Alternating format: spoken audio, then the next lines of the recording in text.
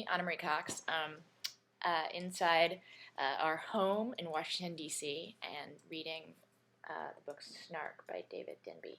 I've been saying I've been live blogging it, but I'm not sure if it really deserves a lot of written words, which requires more work than what I'm doing now.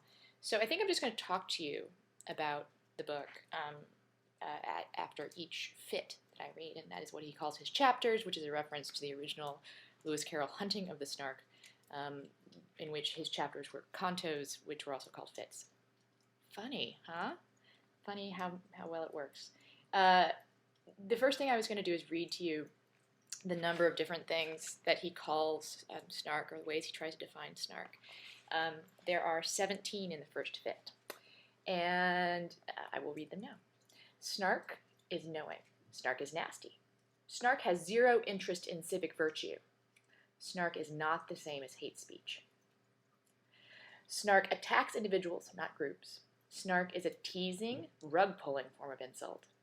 Snark appeals to a knowing audience. Snark is all Jer and Josh. Snark gets at you any way it can, fore or aft. Snark is parasitic, referential, insinuating. Snark is annoying as hell. Snark is the verbal bridge to nowhere. More on that later.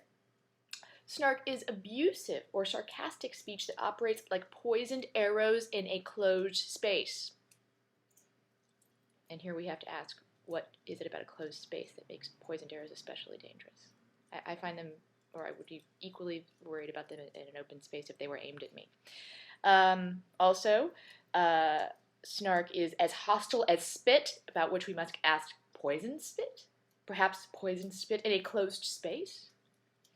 Snark often functions as an enforcer of mediocrity or conformity. Clearly not well enough, since David Denby still has a job at the New Yorker. Snark, at the top levels, crosses into wit, which sort of undermines his whole argument, but... and snark is the degeneration of invective into smear. And I was going to go through and look at some of the many notes that I have made here, and I guess, as you can see, I made kind of a lot of them, and I won't bother you with all of them, but I'll just go through a few here. He does have a real obsession with the idea that snide is something that's knowing, and I think that has to do with the fact that there's so many factual errors in the book that clearly this is a man for whom knowing things is considered in of itself offensive.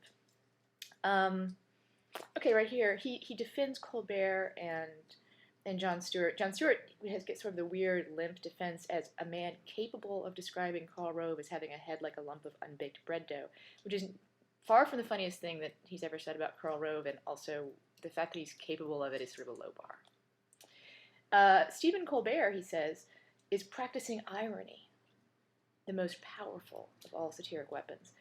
And here I have to point out that actually, philosophically, irony is, as my husband puts it, the first line of defense for the powerless.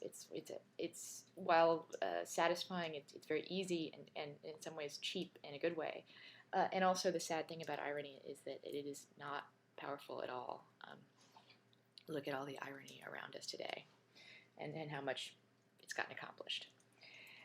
I'm really glad he says that snark is not hate speech, because that would be bad. And he seems to be very concerned that snark is overtaking the country, and I guess I just missed it, because I would think that I'd be much more entertained on a daily basis if snark was really that prevalent. Let's see. Oh, also he has a long, long footnote about Owen Wilson saying something about him on page 6, and I think that, I wrote it here. Oh my God, Owen Wilson once talked about me. That is the purpose of that footnote.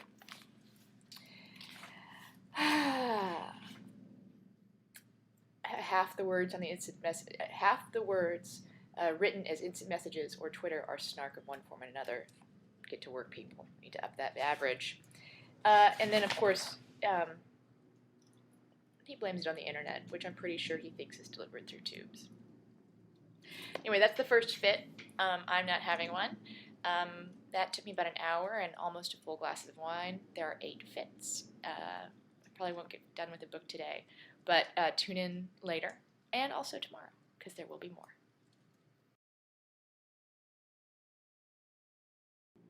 I'm back. I realized I forgot something in that last little thing, so here's a postscript, which is that one of his definitions for snark is a verbal bridge to nowhere, and I actually laughed at that because you know what?